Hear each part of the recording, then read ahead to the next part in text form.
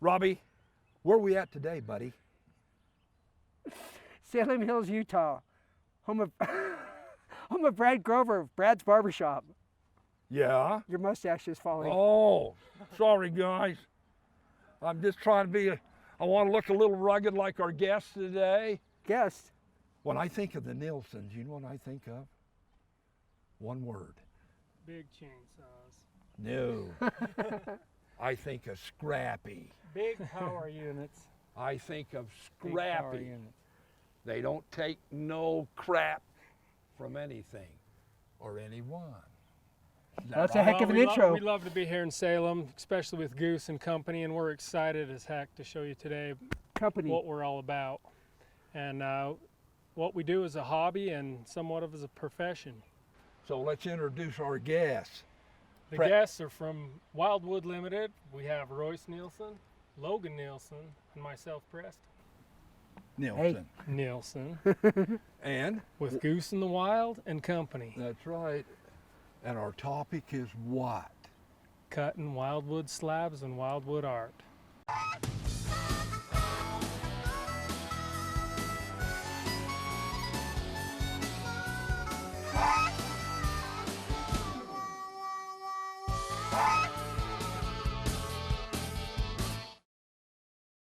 Goose and I are going to drop a walnut tree, kind of give you an idea of what we do with the wood. I have two sons over here that are working with me. And what we've done is we've hooked the cable up into the tree. We top most of it out. And here in a minute we'll go ahead and cut a smile into the base and then drop the tree. And then after that, we'll show you our big saws and what we do with the wood. Okay? So you was telling me a minute ago that this is going to be a piece of cake tree. Yeah, this is pretty easy tree because it's got quite a steep lean. It's probably a 15 degree lean. Lean. If it was straight up, then we'd need to worry about the tree going the wrong way and hitting these power lines. But where it's got such a lean, plus we're hooking the cable into it, so we'll be able to pull it the direction we want. Power line, chainsaws, gonna be a doozy. No, don't want that. I cut a tree in Logan, and he was way up in the tree, and when we cut a limb out of it, and that limb broke, it rocked that tree back and forth with him in it, probably 5 or 6 feet back and forth. Oh. It was scary. Goose and I climbed the ladder on the fire truck. Wow! Royce, how important is it getting the angle on this first cut? Oh, it's vital. Vital. Would you say that's one of the most crucial parts? That is, absolutely. All right. You make a wrong cut and the tree could get wedged in there, could wedge your saw in there where the weight of the tree pinches the saw. All right. Yeah. And what is this first cut called? A crucial cut. Crucial cut. Crucial cut. I like that. What's Preston telling him now? Telling him that he's doing it wrong. Wrong. No, I'm teasing you. That sawdust getting in your eyes from here, clear from here. Yeah.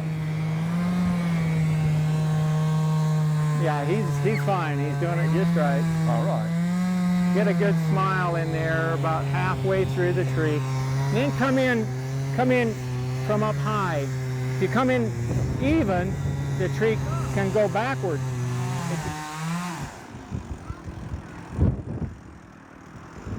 Good job. There you go.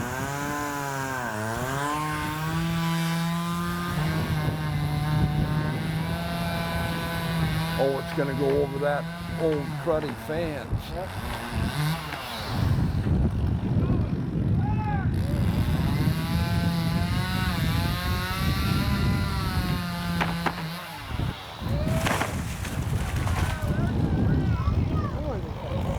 Wow. Is mine Good on? job. Let's go. Hey, slave driver, good grief.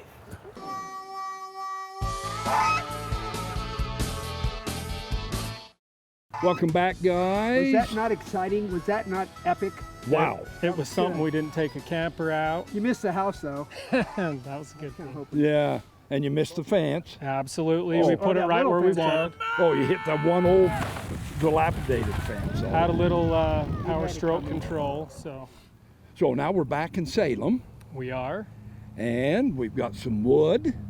And we've got a 7-foot bar on an 090 steel chainsaw, which runs 13 horsepower, which is the most powerful ever Is made. this show not fun? And what does a typical saw run?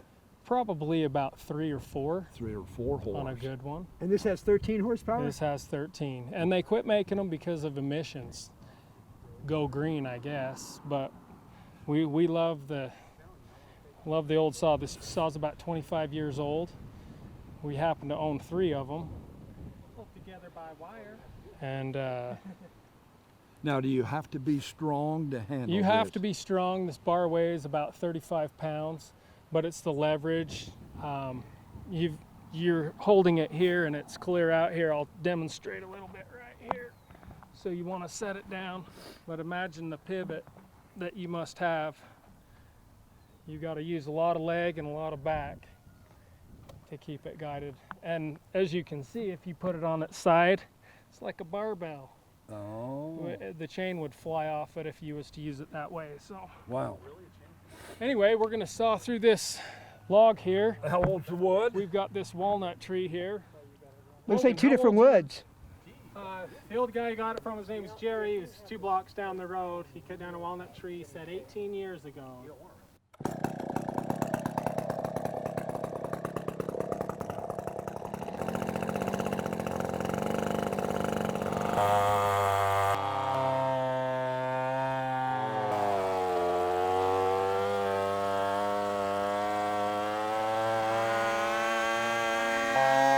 That's great. How'd it feel?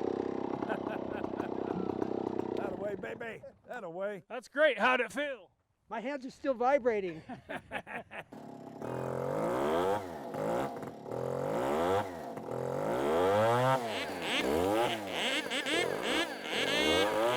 Wow.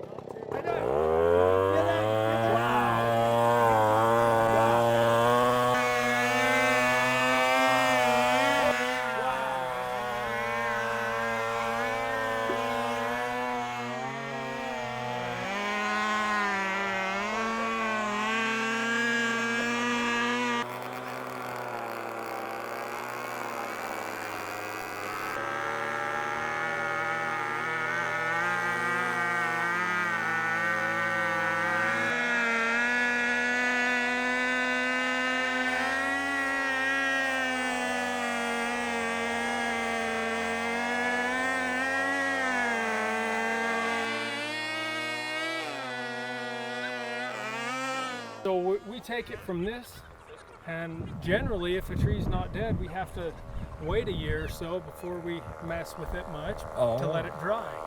Because a lot of times, you know, it takes a wood a long time to cure to where it doesn't, you get a lot of warp and whatnot. And so from this point, this is bone dry, we can go ahead and start sanding this down. And then And, it's like that one. And we'll show you the, the next step. phase. So now we're in one of the sheds, Royce, and is this called a blank? Yeah, this is a slab that we cut. This particular one's walnut. We use 4 or 5 different breeds of tree to cut our blanks with, our slabs with. This one happens to be walnut. Walnut. Boy, that's Yeah, it's sanded, and the reason we use walnut, turn it up. this way. Yeah. Okay. One of the reasons we like walnut is because it's got a natural border which acts as a frame. Oh. Okay. And the dark wood highlights the artwork. Whatever color goes on there, it's really accentuated by the dark background. So Okay. it looks a little blank, but when you finish it with the lacquer or whatnot, you shouldn't usually do this, but we're gonna do it anyway. We're gonna do this. Now get a load of some beautiful wood. Yep, that's how it will finish. Okay. That dark, deep, Oh. rich, little dusty, but Been a dusty that's show. the color that we end up with. From there, where do we go? So he takes it from there, and from this point, he'll, as an artist, decide what he wants to put on it. what comes to his imagination? What does he see in that piece of wood that he might be able to transpire and put? And so from there he'll draw on, say, a pheasant or an elk or a deer. How about a goose? Oh, many geese. He loves yeah. goose. I do a lot of honkers. We love Yeah. the Honkers. honkers. And so, and from there he'll sketch out what he wants to put on that piece of artwork, and then he takes what we have right here, a router, and he'll use this router and come in here and carve it out, carve out some of the foreground, some of the background, to give it more of a 3D Look. look to it. Yep. And so, and from there he'll take an oil and finish it, or lacquer it, and then he can begin to look at this stack right here, begin to pull out one of these fancy deals and start painting it. Yeah, see, I was in a hunting accident, and my spinal cord, bullet hit my spinal cord, so they told me I'd never walk again. So the first couple of years, all I could do was sit. So a neighbor brought a piece of wood over that he cut off from an elm tree, and I'd painted art since I was a little guy, 7, 8 years old. I started painting, and neighbor brought over a piece of wood, and I painted some ducks on it. And I was going to dental technology school, doing crown and bridge work with a dentistry mandrel. So when the gunshot left me to where I couldn't continue with my schooling. That's my So intent. you chose to be better, not bitter. Right, right. And there's no moping in the Nielsen's. We don't mope. No, Mike. If you know my kids, Goose, you play ball with Yeah. them. You know that they've got attitude. That's right. They're winners. It's called grit, That's right. mental toughness. Right. Logan, Preston, and Scott are great How old great are men. you now? How How old am I? I'm 68. 68. That's what I am, at 68. Yeah, Goose and I are just a Wow. couple months 49, apart. huh? Yeah. Class Wow. of 49. 48 for me. Wow. So if you're sitting around your house moping because some tough things have come to you, right here. Come see him. Right here. He'll give you a piece. You don't have to look any further. All right. All right. Let's Let's go to go the see next what step. I do. Yep.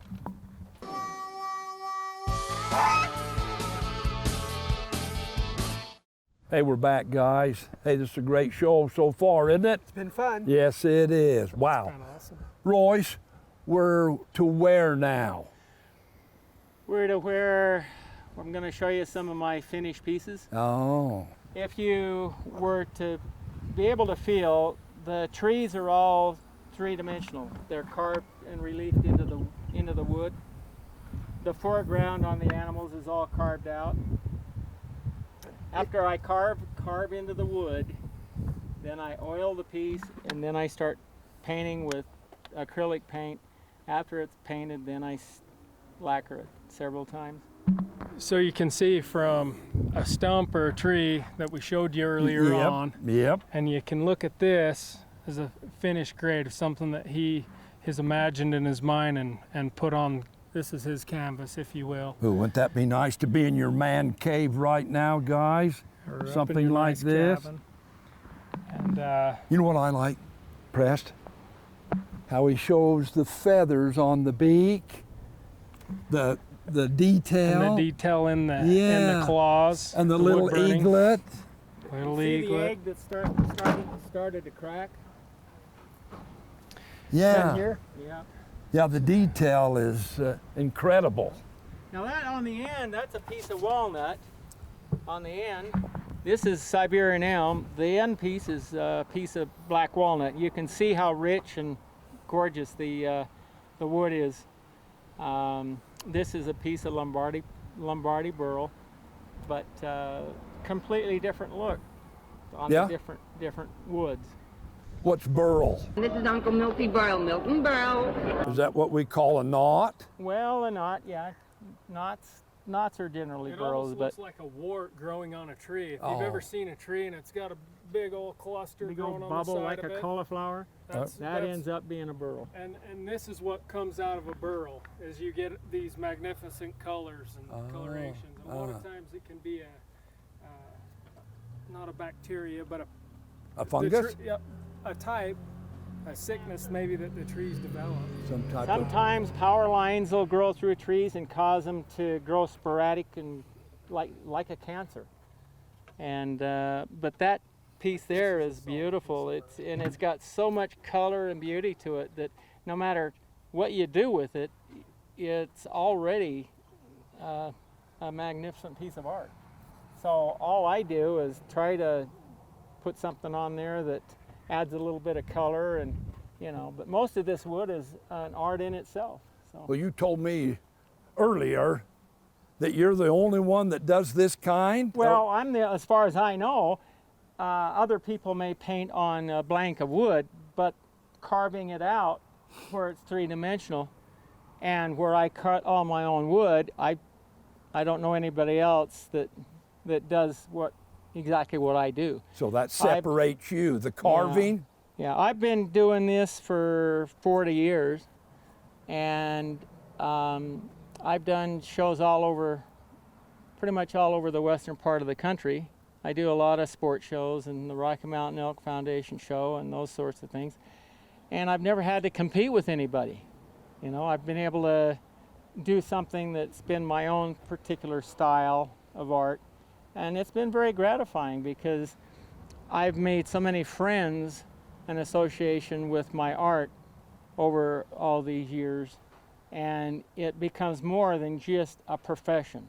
It becomes something where I build a relationship with individuals and we become friends. And I've met so many people that it's been a wonderful career for me. Year after year they come in and say, man, our family just loves, every time we go up to our cabin or anytime we have people over, non-stop compliments about what you've done.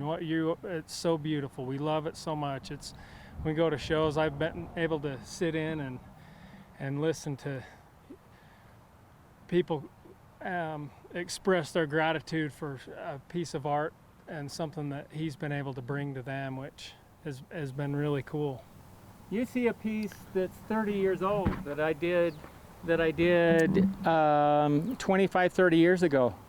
And I am sometimes overwhelmed, I see pieces that I did all those years ago and it hasn't changed a whole lot. The style and the art hasn't changed much. So. And when he gets bored, look at what he does. He takes pieces of wood. You would think this is a normal skull, right? That he put art on? No.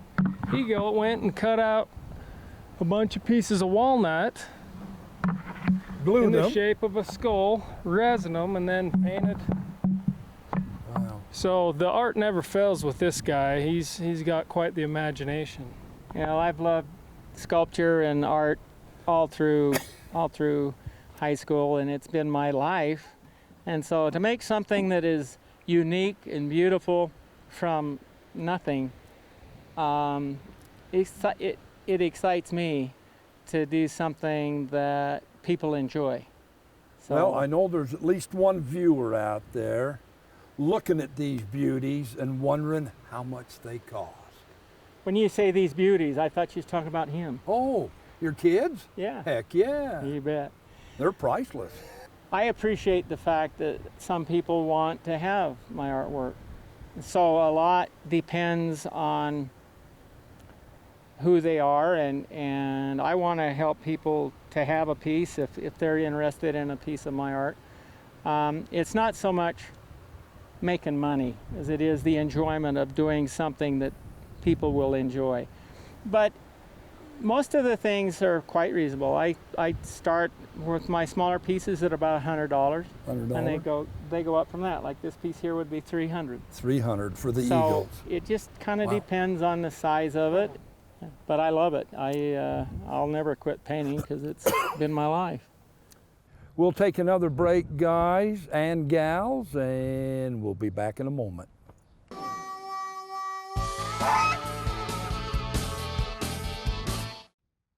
Well, this is about the end of the show, but before we leave you, I have a little something I'd like to give Goose here as a token of my appreciation for coming and putting on a show for you. His nickname is Goose, and I happen to paint some geese. And when at church, when we were talking about doing a show, I thought, I've got a piece that might be a nice thing to be able to present to him. Wow. Yeah. Look at that, guys. Holy smoke. Wow. That touches the heart. Wow. Yeah, well, that's a gift from me and my boys to you, Goose. Want to know we appreciate you. Outstanding. Wow. Now, a lot of times we're not brought to tears, but this is one time. Wow. Thanks, buddy. Love you. You bet, Goose. I love you. You're a good man. Love you. Love you, bud. Love you. That's a beautiful piece. Wow. Yep. I'll enjoy it. You guys Doesn't can't weigh see on much. camera the carving and whatnot. It's amazing. Even as big as it is, you can lift it with one arm. That'll go in the man You cave. were asking if Wow. he does any geese. Wow. What did he know? That's something. Okay, guys. And you know how we close our show. Usually Rob's looking for me, but you can't top this. Can't top that. Can't top it. It's So beautiful. he's not looking for me today. And remember, it's a great day out here, Travis. A beauty, isn't it? It's a great day, Goose. Wow. And we're so excited, and thank you for your time and for what you do for our community and everybody around here. Anytime we can showcase the Nielsen boys, we're all over it. You know the second part of the closing. Definitely. Remember, we love you. We truly do. And we'll catch you on our next show. Yeah, baby. Love it.